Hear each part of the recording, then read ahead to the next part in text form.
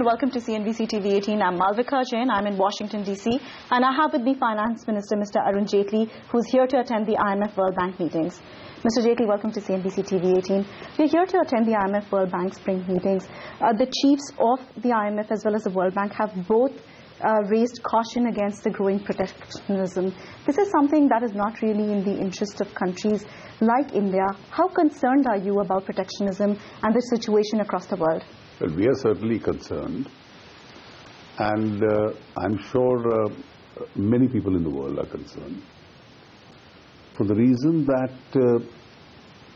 the protectionist policies which have been attempted by economies haven't paid dividend. Let's take the Indian example. There was a time we were highly protectionist, and both within domestic liberalization and otherwise, our growth rates were entirely different than compared to what they are today. And the eventual impact of a protectionist policy could be that your companies will have to buy products compared to global products which are costlier. Your companies will have to hire services which are costlier. But what about issues of job creation? You see, if inefficiency in the long run may not help job creation, higher cost and costlier products, costlier services may not end up helping job creation. So you have to then tailor your own domestic economy in a manner where you can increase manufacturing by producing products which are competitive. So you did meet with the Commerce Secretary of the United States of America yesterday, and we understand that there were certain deliberations over the issue of H-1B visa regime, or at least you mentioned this to him. Are there any specific assurances that have been given to you? Well, I think this is a matter of the U.S. internal policy. They are trying to formulate their own policy.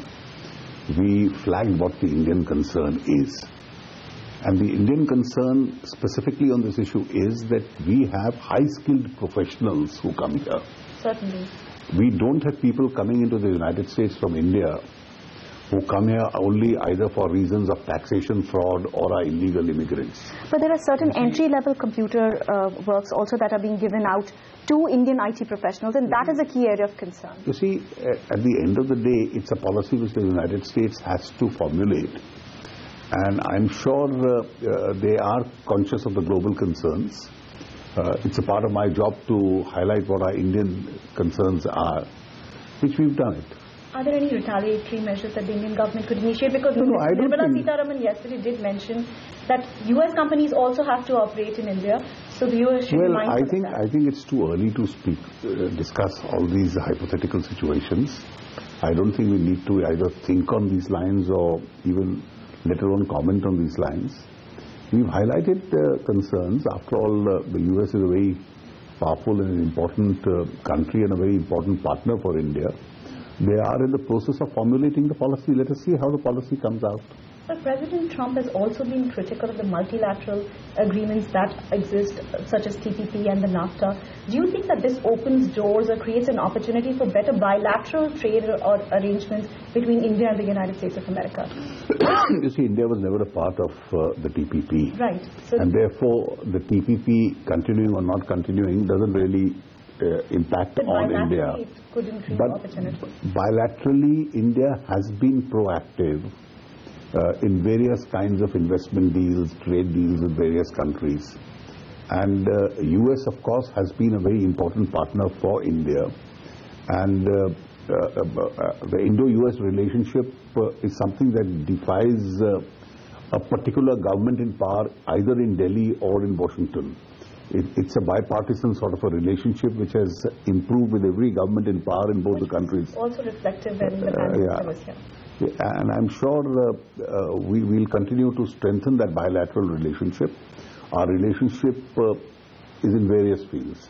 There is a very powerful security relationship that we have. There is a very important economic relationship we have. The U.S. companies investing in India, Indian companies investing in the U.S. There is a huge amount of trade, and our current target is to touch something like $500 billion by 2020, the Indo-US mutual trade. If that's the kind of target we are aiming at, then certainly it has to be done in a spirit of cooperation with both the countries. But you've been meeting a whole host of dignitaries. You're also scheduled to meet some long-term investors. What would be the key message that you're sending out to the investors? Well, I think more important than my meetings with them is the fact that the credibility of the Indian economy has been established. Whereas the world is still struggling in the present situation to get out of the slowdown environment, India for 3 years in a row has been the fastest growing economy. India's ability to take decisions and take difficult decisions now stands well established. And I think the kind of structural reforms taking place in India is more than any other economy in the world. And therefore, you've seen over the last 2-3 months, notwithstanding the hike in the US Fed rates, investment has been flowing into India. Yes. So, and that's what accounts for the strengthening of the Indian rupee itself. And I think the Indian story is a very powerful story to tell. But then the meetings do help in conveying that story, and I think I'm getting a very positive vibe and a very positive feedback as far as the investors are concerned. Well, I would come to the issue of FDI currency a bit later, but I wanted to ask you about GST rollouts. You did mention about structural reforms. The IMF chief has really welcomed the GST reforms that have been introduced in the country. Now, with the legislative reforms out of the way, do you see that the 1st of July timeline can still be met? Well, the 1st of July looks very likely.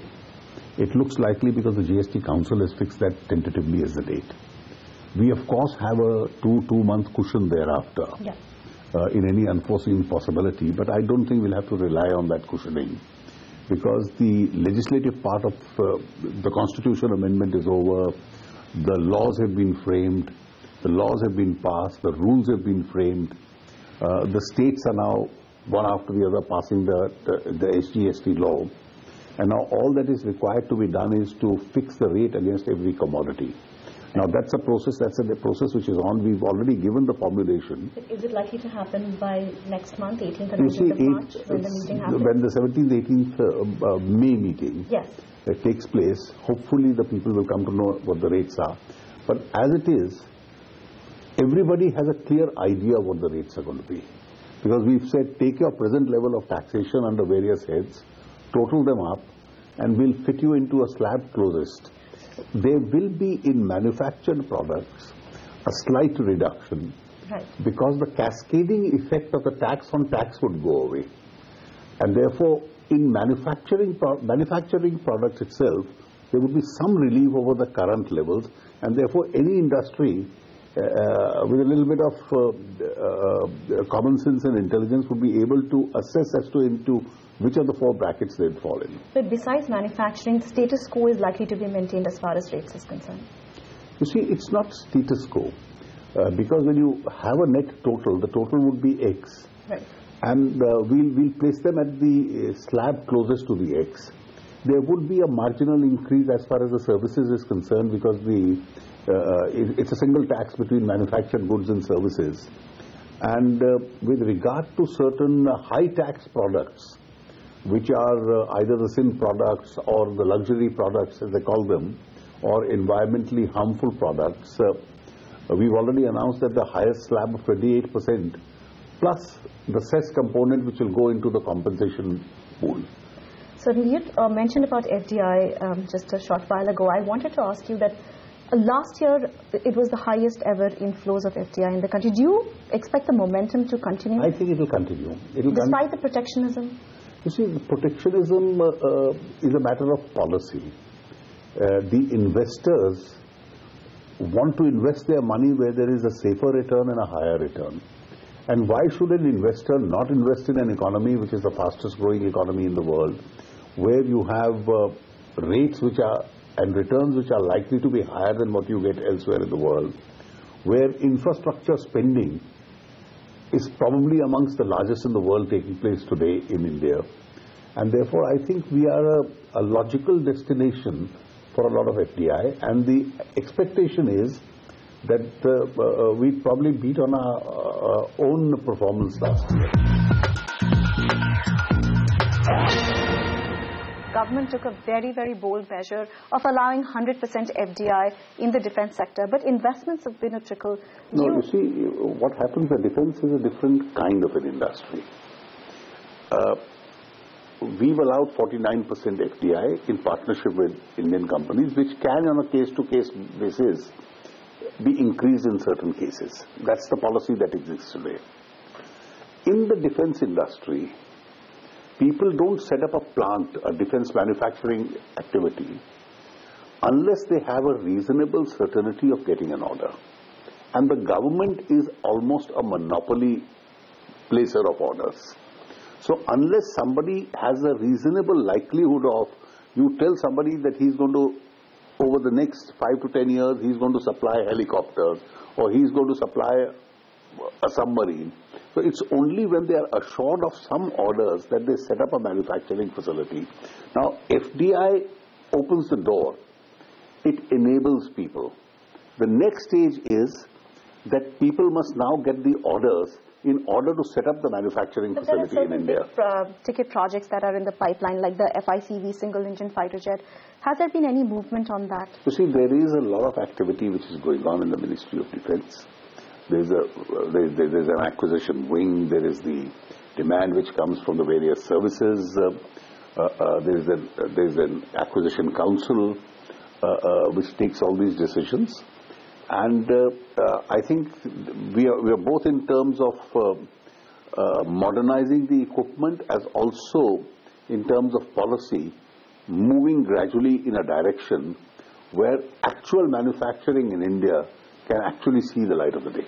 Well, you will be meeting representatives from the World Bank tomorrow. As far as the ease of doing business index is concerned, India's rankings have not significantly improved. There has been an improvement of only 1 rank. In addition to that, the credit rating agencies have not upgraded India's ratings since 2007, which is a period of 10 long years.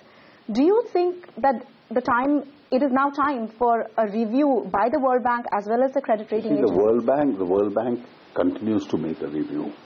The World Bank 2 years ago gave us a significant jump. Last year it just moved us by 1 place. It moved us by some 13, 14 places 2 years ago. So we are actually moving in the direction of being upgraded. That's the first important point. And I think one has to actually do business in India to then realize what the difference it has made.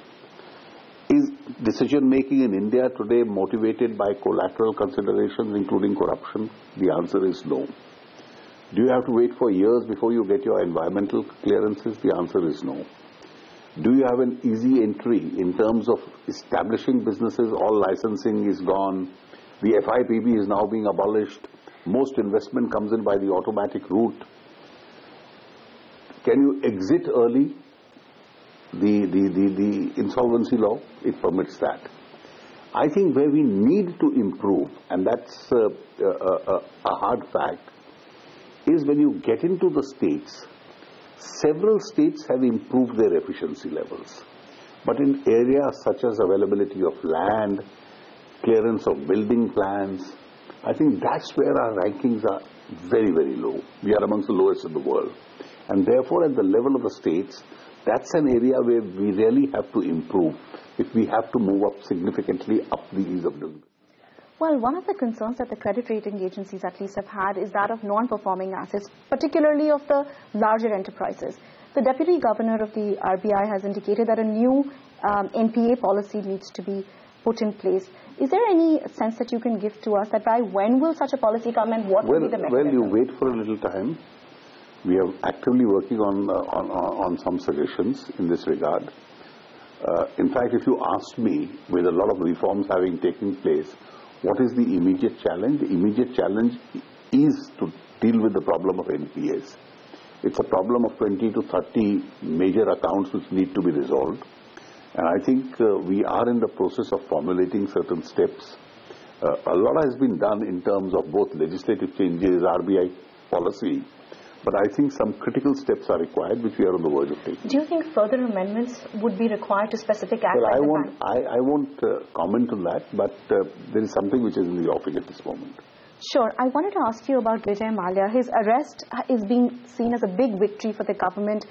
There are news articles which suggest that you had raised this topic with the UK authorities during your visit, and you had also talked to them about the kind of coverage that tax offenders are provided with in the United Kingdom. What was their response? That's one question that I wanted to know. Well, you see, our discussion is really at a political level with the functionaries of the British government, which I've had. But this process is not to be resolved at the political level. This really also requires to be resolved through a judicial process that exists in the United Kingdom. The UK is known for its fairness and its civility in administration of laws, etc. And I don't think they can even countenance a situation where anybody who's duped the banks or who's broken the law then finds London to be a new haven. Given the past track record, do you see the extradition actually taking place? I think our agencies have a good case against him. They followed the correct procedure. It's now for the British courts to execute and take the relevant decisions. And I think people who, it's also a message to various people that now you have a government and a system in India which will not countenance the fact that you commit a crime in India and merely by skipping through the geographical boundaries of India, you think you can escape the law. Well, I wanted to also ask you about this committee that has been set up to analyze bitcoins. The underlying technology being blockchain. There are members of the parliament who have indicated that this might be illegal. When the demonetization took place, the prices of bitcoin actually substantially increased. What is your opinion on the issue of this virtual currency? Well, this is not allowed in India. It's very clear. And therefore, we have a committee which is looking into this whole issue. And concerns have been legitimately raised by members of parliament. No country can allow a parallel currency. Right. Currency in India can only be permitted by the Reserve Bank. It can't operate outside the system. If it operates outside the system, then you are back to a situation where there is unaccounted currency in the country. But is the government likely to recognize Bitcoin? Because in the United States of America, it is actually being seen as a mechanism which can substantially bring in transparency. Well, I don't think we have a committee. As of today, it's not allowed in India. Well, I also wanted to ask you about the NK Singh committee's recommendations. There are certain improvements to the FRBM policy that have been recommended, also including the repealing of the FRBM Act. Do you see that as a possibility? Well, we are examining the report. Do you see the desirability of setting up a council? I think we are examining that report. It's only after we finish a complete examination of the report I'll be in a position to make a comment. But all I'd say is that the views expressed in the NK Singh committee with regard to the downward movement as far as the fiscal deficit is concerned is a legitimate concern. And this government in the last 3 years has a very good track record of fiscal prudence. It was 4.6, 4.7. That was the declared fiscal deficit when we came in. There were many amounts which had to be paid over and above what was in the declared fiscal deficit. We've now cleared most of the payments. We've come down to a situation where we intend to end this year with 3.2%. Each year it's been coming down. And I think the roadmap which is expressed, there are two views in the committee. One is a steep roadmap and one is a glide path. I think there is commonality in both the suggestions because it indicates a downward movement, and I think we are going to maintain that movement. But does the combined fiscal deficit of the central government and the states concern you? Is it something, and especially with prohibition and farm loan waivers? You see, I'll tell you, the states, after some of the recent Supreme Court judgments, will come under some pressure. That's a matter of concern. It concerns me also.